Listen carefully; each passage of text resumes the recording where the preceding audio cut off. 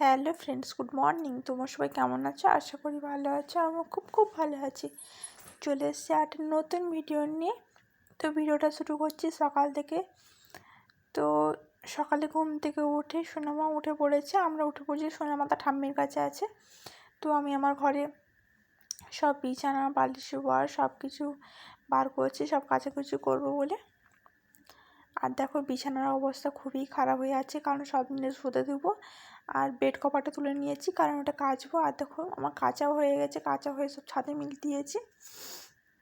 আর ছাদের অবস্থা বলো না, ছাদের অবস্থা এতটাই নোংরা হয়ে আছে। তো পরিষ্কার করবো বলে করা হচ্ছে না, আমি করবো ভাবছি।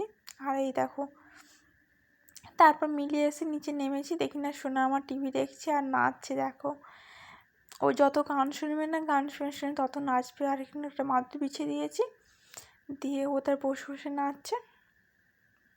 তারপর আমি স্নান করে চলে এসেছি। স্নান করে এসে এই যে জল রেডি করছি, আমি জল খাবো। মাকে জল দিয়ে দিয়েছি, আর এটা আমার জল আছে, আমি জল খাবো। জল খাওয়ার পর এই চা করছি।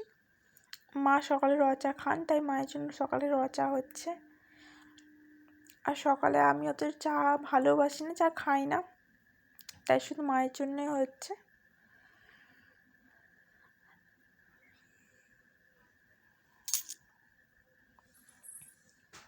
আর এই দেখো সোনামা আমাকে দেখে ঠিক চলে এসে রান্নাঘরে। এত বিরক্ত করে না, সারাদিন যেমন তোমার সন্ধ্যেবেলা হলে এত বিরক্ত করে, আমার কোল ছাড়ে না।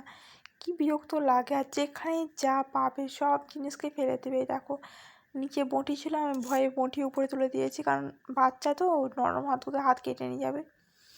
আর দেখো ডিপা ফিপা যা পাবে ও হাতের সামনে সবকে টেনে পুরো নিচে ফেলে দেবে।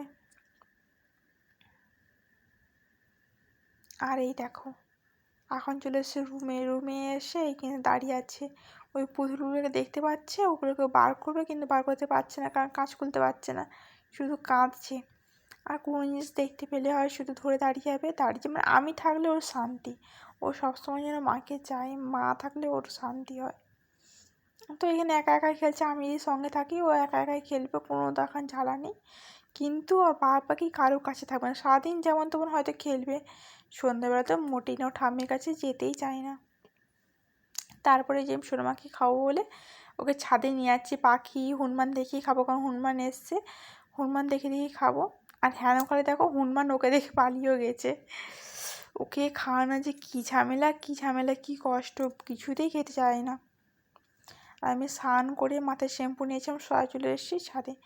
আর তারপর দেখো সোনামার জন্য একটু সিদ্ধ খাওয়ার করেছিলাম, খিচুড়ি টাইপের করতে গেছিলাম। তারপরে খিচুড়ি না করে শুধু সামান্য সিদ্ধ করলাম। আর আমাদের এখানে করেছি বেগুন দিয়ে ফুলকপি আলু দিয়ে ঝোল, আর পাশে সিম ভাজা, আর পাশে ভাতও হয়ে গেছে। তারপর তোমার সাথে কথা বলতে পারিনি, একবারে হয়ে গেছে সন্ধে।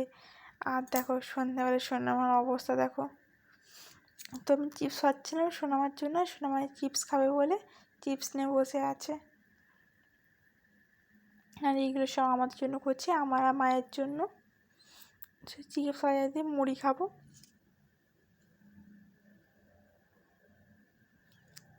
চিপস ভাজা দিয়ে যে মুড়ি খাবো বলে মুড়ি বেড়ে নিয়েছি।